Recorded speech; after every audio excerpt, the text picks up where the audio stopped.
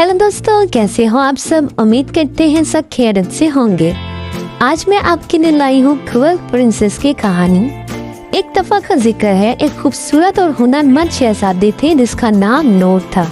उसे सिलाई और कढ़ाई का बहुत शौक था और वो हमेशा रंग बिरंगे कपड़े जमा करती थी। एक दिन उसकी दादी ने उसे एक खास तोहफा दिया, एक नरम गरम कंबल जो बहुत पुराना था। दादी ने कहा यह कंबल जादुई है और उसमें खुशियों की कहानियां छुपी हुई है। नूर को कंबल बहुत पसंद आया, लेकिन वो जानना चाहती थी कि इसमें क्या जादू है। एक रात जब वो अपने कंबल में लिपटी सो रही थी, अचानक कंबल से रोशनी की किरणें निकलने लगी। नूर जाग उठी और हैरान होकर देखा कि कंबल के पीछे एक छोटा सा दरवाजा खुल गया है। नूर ने हिम्मत करके उस दरवाजे में कदम रखा और खुद को एक जादुई दुनिया में पाया।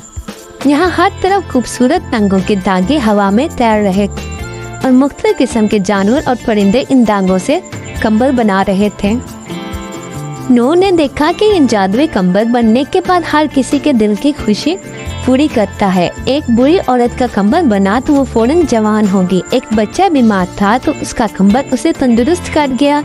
नूर ने सीखा कि ये कंबल लोगों की मदद करता है और उसे अपनी सिलाई और कढ़ाई के हुनर से दूसरों की खुशियाँ बुनती है।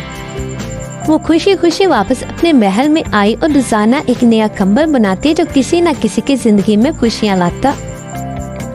यूं शहजादी को हर कोई याद करने लगा क्योंकि वो अपने जादुई कंबलों से लोगों को खुशियाँ देते थे।